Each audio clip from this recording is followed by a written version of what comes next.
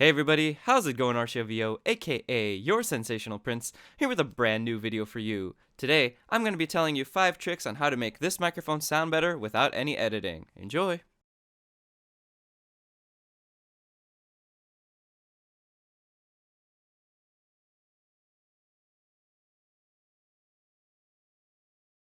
So for those of you who don't know, this is the Blue Yeti Pro. These tips also apply to most microphones out there, including the Blue Yeti, the Blue Yeti Pro, the Blue Yeti X, the Blue Yeti Nano, Audio-Technica, so on and so forth. They pretty much apply to any microphone. But I feel like these tips mostly involve the Blue Yeti because the Blue Yeti is like the most popular microphone on the internet for some reason. So the first tip I have for you guys who are using the Blue Yeti or any microphone that looks like the Blue Yeti or just any microphone in general is make sure you're talking to the right end of the microphone you're speaking to. The Blue Yeti specifically is a front-facing microphone, which means you need to talk to the front of it, especially if it's in the cardioid polar pattern, which should be the only polar pattern you're using unless you're doing interviews with it. A big mistake I see with gamers and streamers and YouTube content creators and everyone else in general is that they talk to the top of the Blue Yeti for some reason.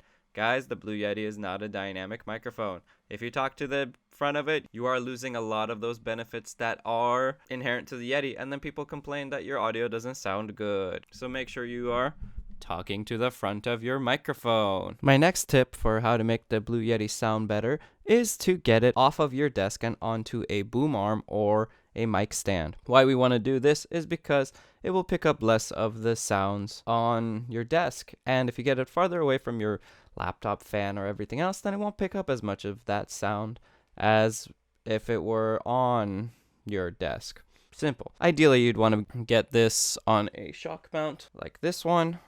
This one's specifically made for the original Blue Yeti, so it will not work with this one. Trust me, I tried.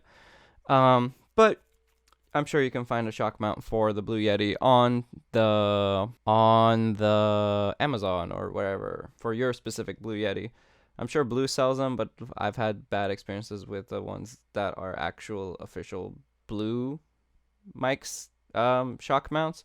This was honestly the best one I found on Amazon, but it was for the original Blue Yeti, and it worked really well when I had the Blue Yeti. Tip number 3. Don't stand this close to your microphone. Yes, it makes you sound cool, but it also makes you sound fake, and it is actually pretty grating on the ear if you keep doing this the entire time. So the ideal rule is to be about this far away from your microphone when speaking into it, and make sure your gains are set correctly so that when you're recording your voice, the levels of your speaking tone don't normally go above negative 6 dB as you're speaking, because you can always fix that in post. And make sure your gain is set to a place where at your loudest you aren't hitting 0, especially because once that hits that, you can't fix that. It'll sound really grating and stuff. Most USB microphones have a gain knob control on the microphone. If they don't, you go to your gain settings on your computer, you change the input gain, bring it halfway down, or just keep testing it until it sounds good to you. Simple. Tip number 4. Make sure that your gain and your polar pattern on the Blue Yeti specifically are set correctly. Always have it on the cardioid polar pattern. That's the one that's shaped like a heart.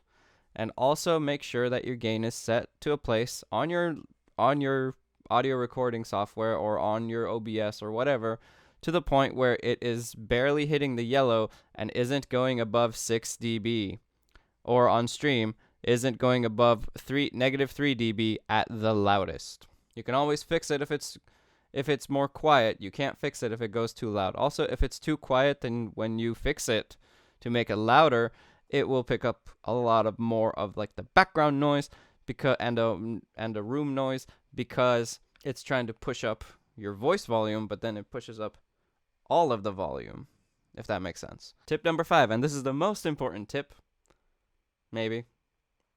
Don't just buy a microphone because you see someone else using it, because it might not sound good with your voice. It may not be as good of a quality as that person makes it seem because they're editing it. Do your research before you buy a microphone. This microphone is $250, and I don't believe that this is the best sounding microphone out there. I don't believe that it is worth $250. It's a pretty great standard microphone that sounds pretty good. I do not believe it is worth $250 for, or even $150 for like the Blue Yeti Max or Blue Yeti whatever. The Blue Yeti Nano may be worth it for $100. The thing that makes this $250 is that it is both a USB and an XLR microphone. I don't believe it's worth that kind of sound. But, so do your research, find people online that sound similar to you. I think most microphone companies these days actually have sound profiles of how it sounds with certain people's and certain voices. So don't make the mistake of buying one just because your favorite creator sounds good using that microphone. Unless it's me, then buy that microphone because it sounds good to me. Just kidding. If you guys like more videos about how to make your content look and sound better, please leave a like, comment below telling me what you want to see. With all that in mind, I hope you guys have a beautiful day and a beautiful 2021, and I hope to see you guys soon. Bye!